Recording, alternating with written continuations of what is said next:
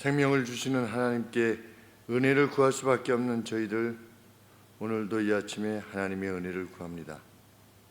하나님의 우리의 우편에 서 계시는 분으로 저희를 만나 주실 것이라는 약속이 저희 마음에 깊이 새겨지게 하옵소서. 그리고 용기를 내어 세상을 살게 하옵소서.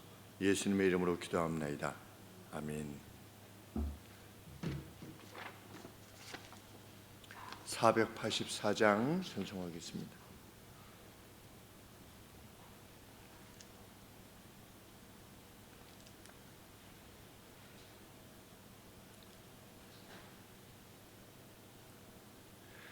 마음속에 근심 있는 사람 주 예수 앞에 다 아뢰어라. 슬픈 마음 있을 때에라도 주 예수께 아뢰라.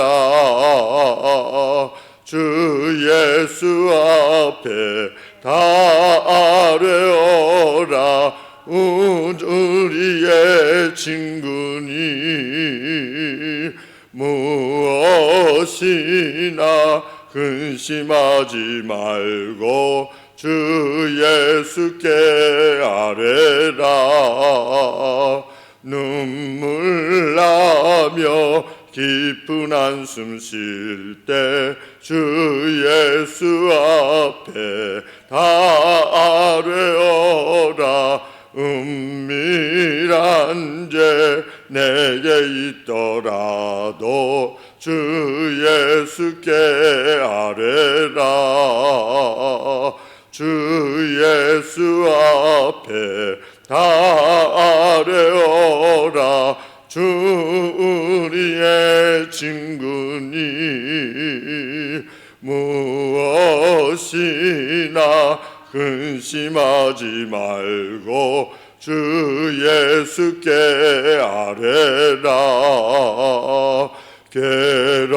괴로움과 두려움 있을 때에 주 예수 앞에 다 아뢰어라. 내일 일을 염려하지 말고 주 예수께 아뢰라. 주 예수 앞에 다 아뢰어라. 주 우리의 친구니 무엇이나 근심하지 말고 주 예수께 아뢰라. 죽음 앞에 겁을 내는 자여 주 예수 앞에 다 아뢰어라. 하늘 알아 바라보는 자여 주 예수께 아뢰라. 주 예수 앞에 다 아뢰어라. 주 우리의 친구니 무엇이나 근심하지 말고 주 예수께 아뢰라. 아멘. 시편 109편 말씀입니다.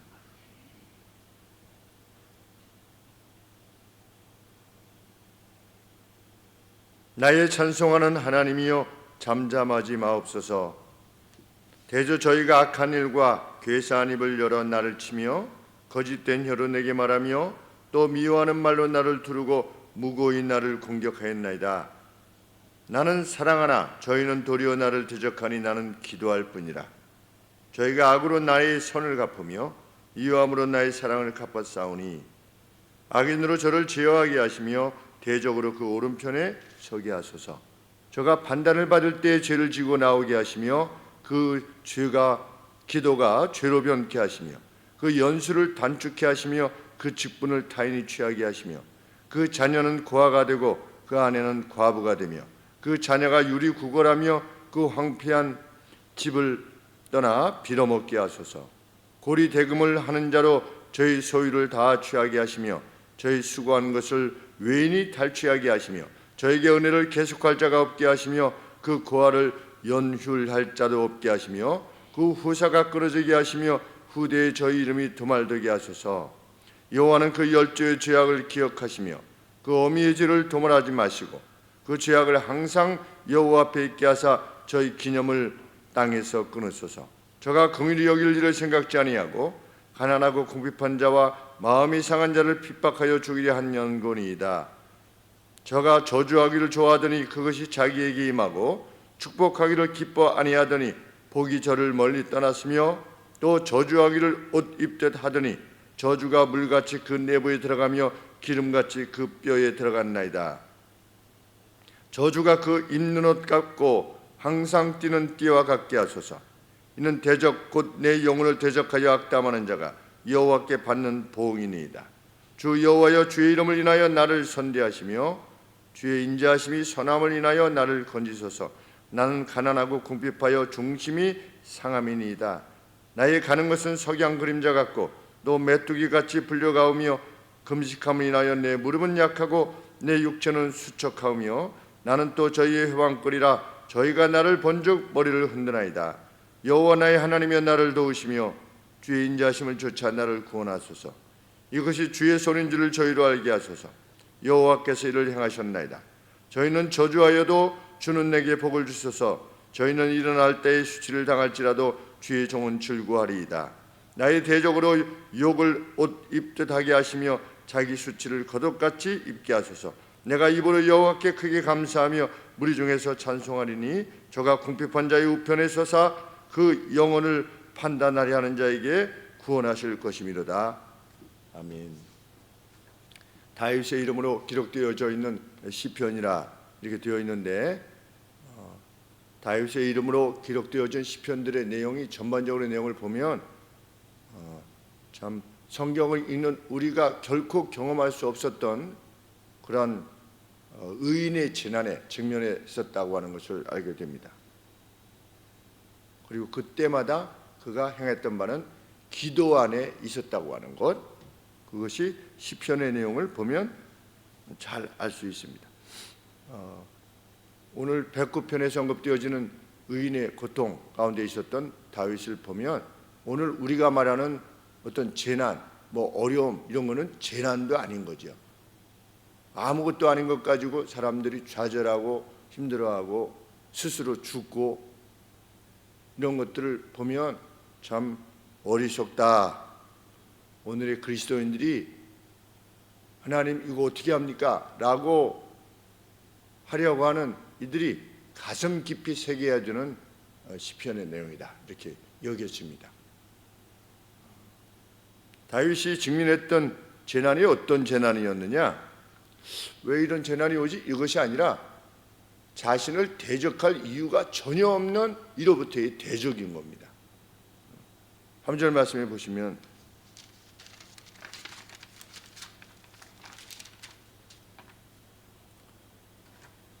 무고히 나를 공격하였나이다. 내가 공격당할 이유가 없는 겁니다. 다윗이 사울로부터 공격당할 이유가 전혀 없는 거죠. 다윗이 행했던 바는 원수였던 골리앗으로부터 이스라엘을 구해낸 거고 사울을 구해낸 겁니다. 그런데 그것 때문에 괴로움을 당하기 시작한 겁니다. 다윗은 무엇으로 그랬느냐? 그들의 혀, 그들의 입, 이것들로 저희가 악한 입과 2절에 괴사한 속임의 입을 열어 나를 치며 거짓된 혀로 내게 말하며, 다 거짓 뉴스입니다. 거짓 뉴스. 거짓 뉴스로 자기를 괴롭히고 핍박하고,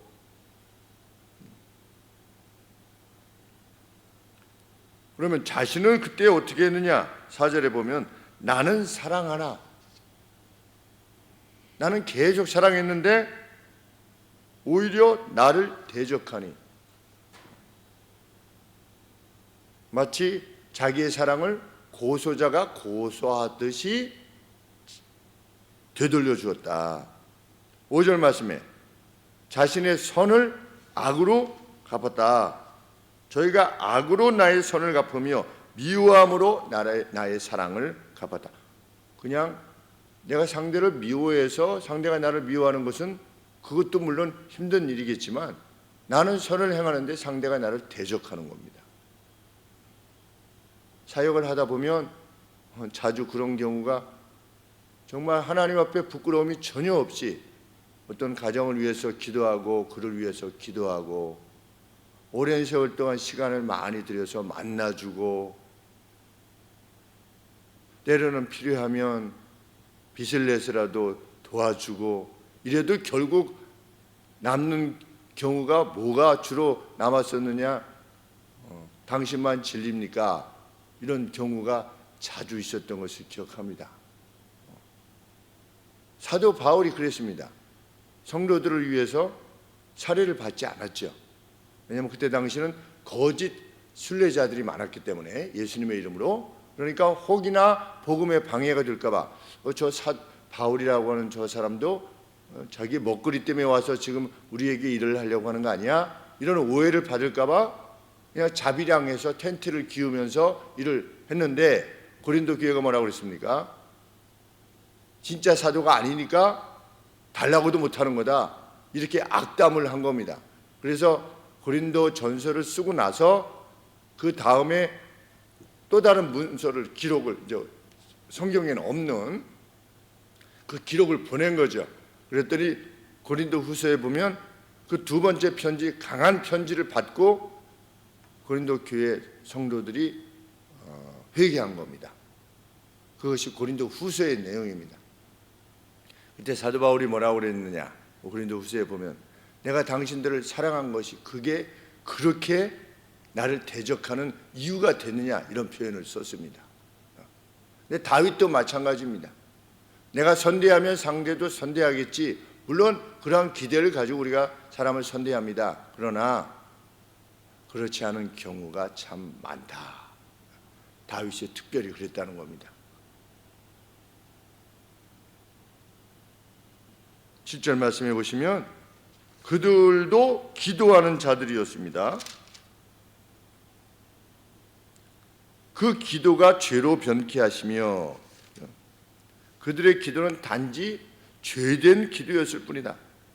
왜냐하면 다윗의 대적도 사울과 같이 이스라엘 사람이라고 하는 이름이 있기 때문입니다. 오늘날로 말하면 교회 다니는 사람입니다. 16절에 보시면 그들은 어떤 존재였다. 그 어떤 인애도 보이지 않았던 존재였다. 16절에 저가 긍휼히 여길 일을 생각지 아니하고 가난하고 궁핍한 자와 마음이 상한 자를 핍박하려고 죽이려 한 그런 자들이었다. 17절 말씀에 저가 저주만을 사랑할 뿐이었다. 그 입에서 나오는 그냥 저주인 겁니다. 남의 말, 누가 잘못됐네, 이랬네, 저랬네 라고 하는 저주를 사랑할 뿐 평강을 즐거워하지 않았다. 평강을 멀리했던 이들이다. 복이 저를 멀리 떠났으며 평강이 저를 멀리 떠나 있는 자였다. 저주가 어느 정도였다? 18절 말씀에 의하면 저주가 그의 몸에 물같이 들어갔으며 그의 뼈들에 기름같이 들어갔다. 뼈에 기름이 이렇게 스며들듯이 달리 말하면 뼛속까지 저주로 물든 자였다. 계속해서 입으로 저주를 말하는 자인 겁니다. 기쁨의 말, 감사의 말 그것을 행하는 자가 아니라 늘 입만 열면 남의 말, 누가 틀렸느네 모렸네 그런 자였다. 다윗을 대적했던 이가. 그런데 그러한 저주와 재난에 직면했던 다윗이 그럼에도 불구하고 자기는 어떻게 할 거다? 4절 말씀에 나는 사랑하나 저희는 도리어 나를 대적하니 I am in prayer 이렇게 되어 있습니다. I am in prayer. 나는 기도 안에 있습니다. 우리 참 표현을 잘했습니다. 나는 기도할 뿐입니다. 나는 함께 이런 거 아니라 나는 기도할 뿐입니다. 누구한테? 하나님 앞에. 하나님의 사람은 상대를 대적하지 않습니다. 하나님한테. 왜? 하나님이 심판자니까. 우리 EPL 같은 데 경기를 보면 축구 선수들이 막 강한 어떤 태클 당한다든지 이러면 누구한테 소리를 지릅니까? 심판한테 소리를 질러요. 당하기는 이쪽 선수한테 당했는데 소리 지르기는 심판한테, 심판을 잡아 죽일 듯이 막 이렇게 얘기를 합니다. 심판 뭐 하는 거냐 이렇게. 여기 상대에게 보복하지 않고. 다윗은 괴로움을 당하면 그 누가 악한 자가 있으면 그 사람을 직접 대적하기보다 하나님한테 호소하는 겁니다. 하나님 뭐 하시는 겁니까? 지금 나는 기도할 뿐이다. 기도 안에 있습니다. 뭐라고 기도합니까? 13절에 보시니까 그 후손이 끊어지게 하시며 후대에 저 이름이 도말되게 하소서. 그런 악한 자들은 더 이상 세상에 있지 않게 하소서라고 이렇게 기도하는 겁니다. 제가 푸틴 같은 자를 위해서 하나님 앞에 기도하는 겁니다.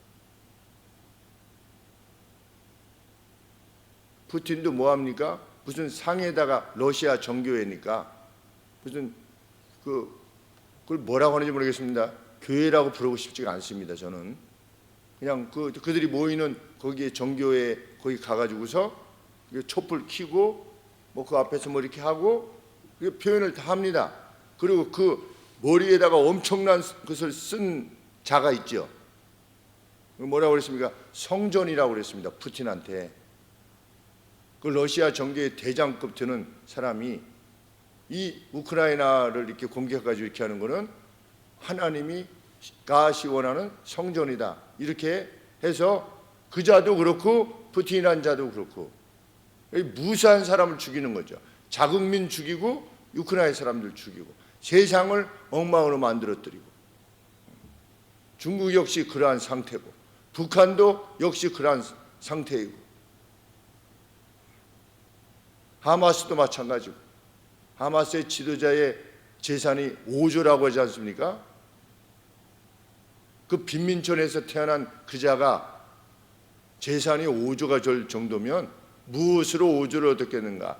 유엔에서 뭐 기금 들어오고 이런 것들을 다 그들이 먹고 어떤 소요를 일으키고 갈등을 일으키고 뭐가 틀렸느네 이랬느네 이렇게 해가지고 누구를 죽여야만 자기가 사는 오늘 우리나라 정치판하고 똑같죠. 근데 미개한 우리들이 뭐 방송에서 이러니 저러니 해가지고 갈등을 조장하고 증오를 조장하면 거기에 그냥 또 따라가는 그냥 자기 편은 그냥 결정해 놓고 이러한 참 무지한 일을 행했으니 지난번에도 말씀드렸지만 하마스를 누가 선택했느냐? 팔레스타인 사람들 자신들이 선택한 겁니다. 그 사람들을. 그래서 지금 이렇게 됐죠.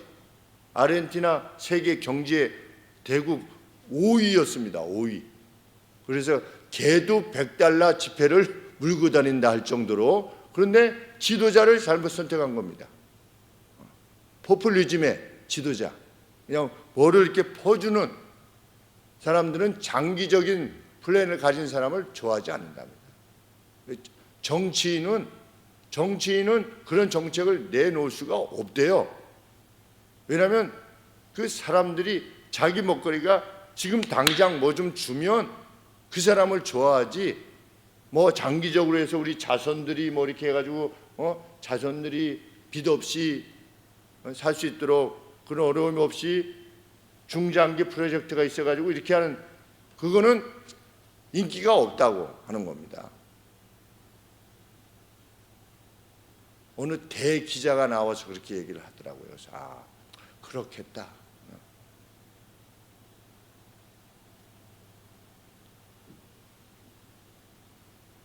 그 같은 자들 그의 자손들조차 이름이 지어지게 하소서. 13절에 악담을 퍼붓는 게 아니라 그런 자가 세상에 있으면 있을수록 그런 자들이 지도자로 있을수록 수많은 사람이 고통을 당하니까 그들이 그 같은 태도를 지닌 자들이 멸절되기를 하나님 앞에 구하는 것입니다. 그러면서 22절에 그렇게 기도하고 있는 자신의 괴롭고 상처받은 심령을 하나님 앞에 토로합니다. 자신은 무엇과 같다? 23절에 나의 가는 것은 나는 지금 나의 삶이 점점 어떻게 되어 가고 있느냐? 석양의 그림자와 같다 이겁니다. 석양이 되면 그림자가 점점 길어지잖아요. 해가 낮아지면 점점 길어지다가 어떻게 됩니까? 갑자기 사라지는 거죠. 저는 하나님 지금 그런 상황입니다. 나의 가는 것은 석양 그림자 같고 점점점 늘어지다가 순간 없어져 버리는, 하나님 저의 생은, 지금 저의 생명은 원수의 공격으로 인해서 거의 끝날 지경입니다. 또 메뚜기 같이 불려가오며 메뚜기 같습니다. 그런데 원문에 보면 메뚜기의 덤과 같습니다. 그런데 메뚜기는 이때 당시에 어떤 겁먹는 거 있죠. 겁먹는 것의 어떤 상징이었습니다. 메뚜기가.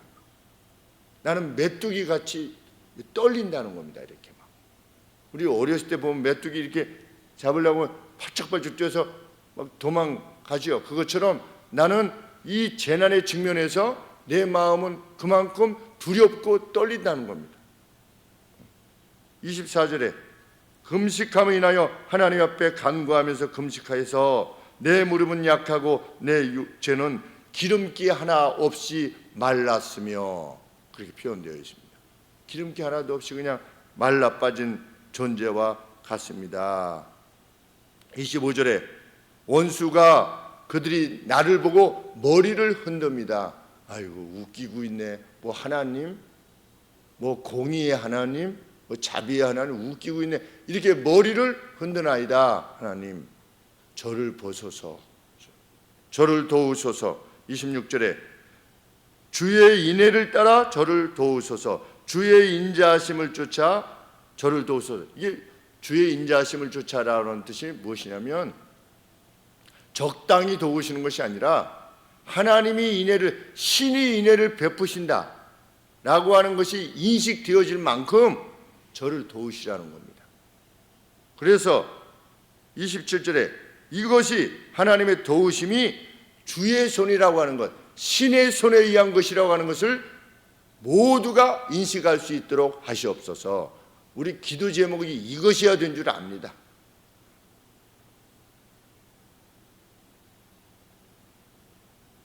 저쪽에 있을 때 한 달에 600만 원 내지 700만 원이 마이너스 됐을 때, 교회에서 220만 원 내지 230만 원을 외부로 내보낼 때, 그것을 계속해서 내보낼 것이냐 말 것이냐를 결정할 때, 이제 그때 계산해 보니까 한 1년 반 정도 되면 완전히 파산이 되는 교회가, 예배당을 그냥 이렇게 파산이 돼서 그냥 끝나야 되는, 그런데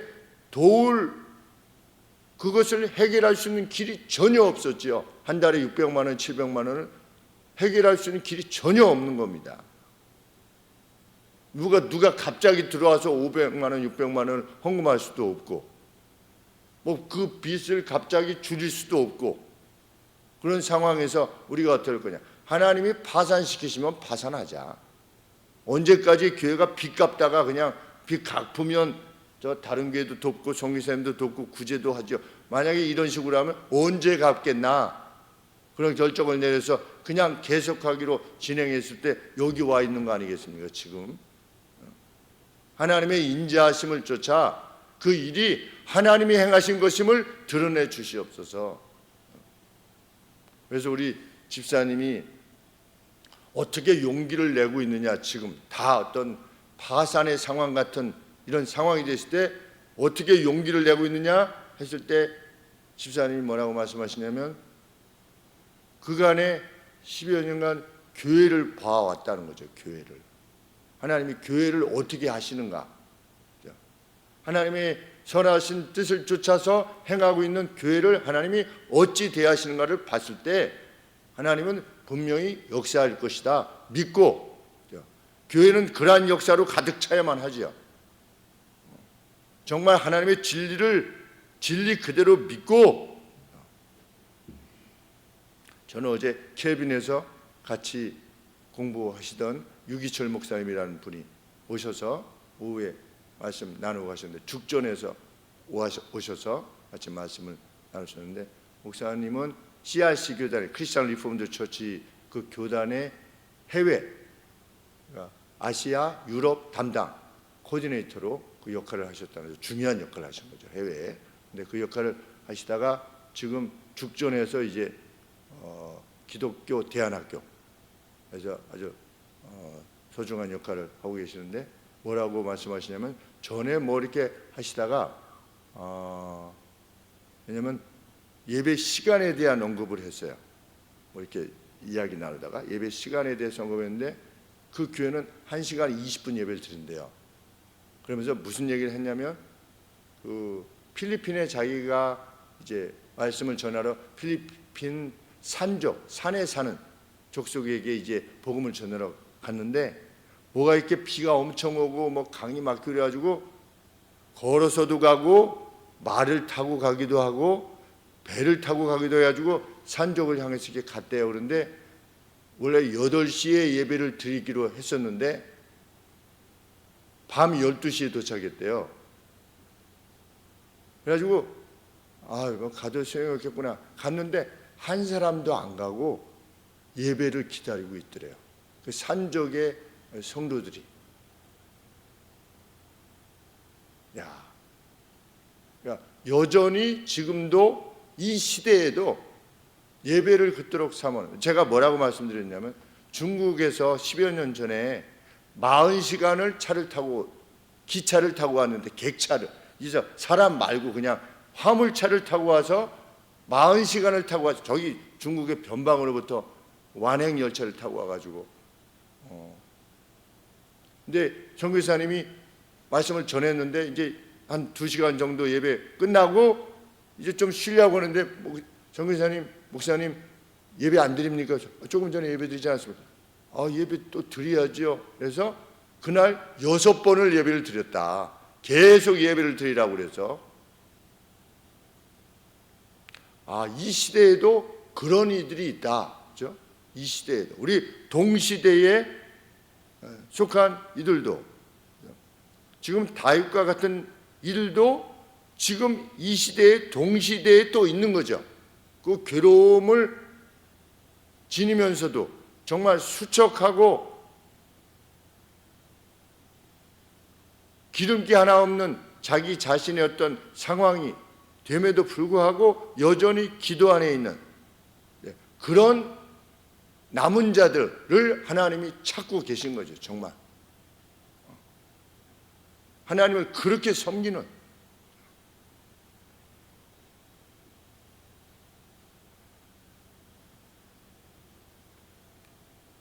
그런데 그 목사님께서 뭐라고 말씀하시냐면, 그 우리 한국 싱글 여선교사님이 지금 한 70 정도 되시다고 합니다. 그런데 지금도 역사가 일어나는 겁니다. 기도하면 낫는, 고침을 받고 이런 역사가 지금도 일어나니까, 뭐라고 말씀하시냐면, 거기는 거의 그 우리 로만 캐톨릭으로 치면 성모 마리아급이래요. 성도들에게 이분이 기도하면 그냥 낫고 어떤 역사가 일어나고 이러니까 성모 마리아급이라고 웃으면서 이렇게 말씀하시는데, 그런 말씀에 대한 어떤 사모, 예배에 대한 사모, 거기서 들은 말씀을 삶 가운데 실현하려고 하는, 근데 그 동네 전체가 예수님을 믿으신대요. 그런데 이제 그 선교사님이 은퇴하실 때가 됐잖아요. 70이시니까. 물론 은퇴하시고 돌아오시진 않겠지만 다음 사역자로 목사님한테 하시겠냐고 그렇게 얘기를 하셨대요. 근데 너무 더워가지고 웃으시면서, 필리핀에서 제일 더운 지역이래요. 그 지역이. 필리핀 자체도 더운데 그 지역은 필리핀 북단이라고 그러는데 제일 더운 데래요. 그래서 내가 여기 사는 것 자체도 힘들겠다 이런 생각이 들 정도였다고. 그런데 만약에 죽전에서 어떤 오퍼가 있지 않았으면 거기 갔었을 수도 있다 이렇게 얘기를 하더라고요. 오늘들도 그렇게 헌신하는 분들이 계시고, 우리 이승숙 선교사님이 가셔서 그렇게 헌신하고 계시겠지.